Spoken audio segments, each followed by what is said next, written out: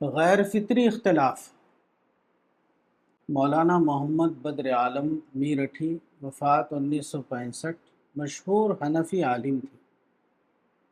ان کا ایک واقعہ مفتی فضیل الرحمن ہلال عثمانی نے ان الفاظ میں بیان کیا ہے۔ ایک روز فرمانے لگے کہ حنفی مسلک کا سب سے مشکل مسئلہ کون سا ہے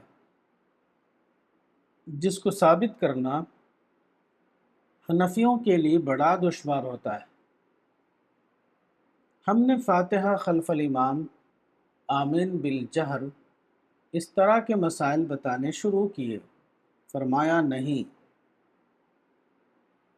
حنفی مسلک کا سب سے مشکل مسئلہ وتر کا ہے۔ یہ فرما کر اپنے استاد حضرت مولانا انور شاہ کشمیری کی عربی کتاب کشف الستر عن صلاۃ الوتر مجھے دی اور فرمایا کہ اس کا غور سے مطالعہ کر کے آنا۔ ماہنامہ دارالعلوم، مارچ 2010، صفحہ 31۔ اس مثال سے اندازہ ہوتا ہے کہ اسلام کے بعد کے زمانے میں عباسی دور میں جو فقہ بنی اس کی حقیقت کیا تھی۔ اس زمانے میں بظاہر بہت سے فقہی اسکول قائم ہوئے، لیکن اصل حقیقت کے اعتبار سے سب کی نوعیت ایک تھی۔ تمام فقہا بظاہر اختلاف کے باوجود ایک ہی مشترک مہم میں مشغول تھے، اور وہ تھا اسلام کا ایک ظاہری فارم بنانا۔ فقہا کی تمام تر توجہ اسلامی عمل کے ظاہری فارم پر تھی، نہ کہ اس کے داخلی اسپرٹ پر۔ اس غلط ترجیح کی بنا پر فقہا کی کوششیں غیر مفید ہو کر رہ گئیں۔ فارم میں فطری طور پر موضوع تنوع اور تعدد ہوتا ہے۔ ایسی حالت میں اس کا ایک مستند فارم بنانے کا نتیجہ صرف یہ نکلا کہ متعدد مذاہب فقہ قائم ہو گئے۔ اتحاد کی کوشش عملاً تفریق میں تبدیل ہو گئی۔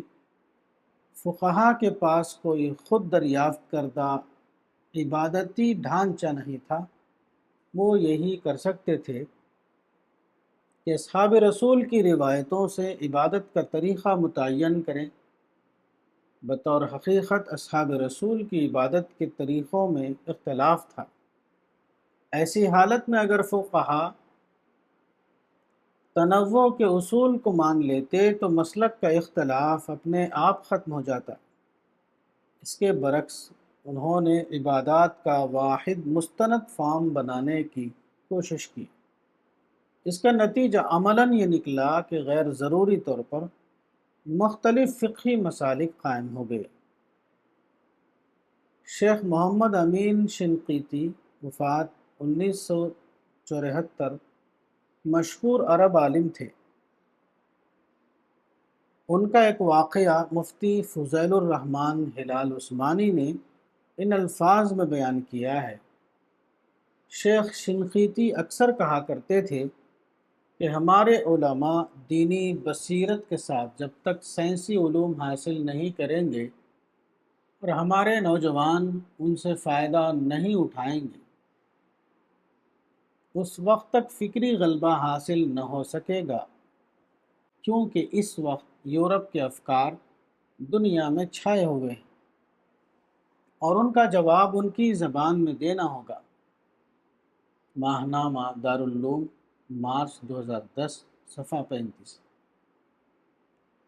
جدید مغربی افکار کے بارے میں مسلم علماء کا عام ذہن یہی ہے۔ وہ ان کو اسلام پر مغرب کے فکری حملے کے ہم معنی سمجھتے ہیں۔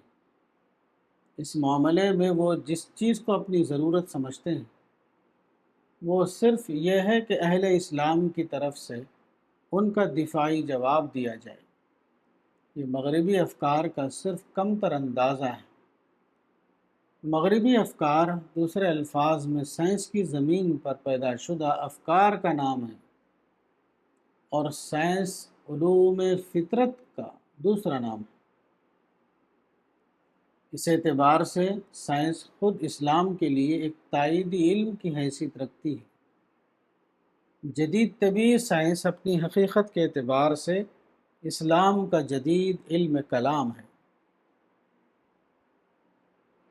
اس معاملے میں مسلم علماء کی یہ ہلاکت خیز غلطی ہے کہ وہ مغربی سائنس سے مغربی کلچر کو ایک دوسرے سے الگ کر کے نہ دیکھ سکے۔ اپنی عدم واقفیت کی بنا پر وہ دونوں کو ایک دوسرے کے ہم معنی سمجھتے ہیں۔ مغربی سائنس کا علم کتابوں کے ذریعے حاصل ہوتا ہے اور انہوں نے یہ کتابیں پڑھی نہیں۔ اس کے برعکس مغربی کلچر کا معاملہ یہ ہے کہ وہ کتابی مطالعے کے بغیر جگہ جگہ نظر آتا ہے۔ چنانچہ انہوں نے مغربی کلچر کو دیکھ کر یہ فرض کر لیا کہ یہی معاملہ مغربی سائنس کا بھی ہے۔ یہ مسئلہ جواب دینے کا نہیں ہے، بلکہ اصل ضرورت یہ ہے کہ جدید سائنسی علم کو اسلام کے حق میں استعمال کیا جائے۔ حکمت اختلاف، صفحہ 90۔ الرسالہ، مارچ تا اپریل 2026، مولانا وحید الدین خان، صفحہ نمبر 12۔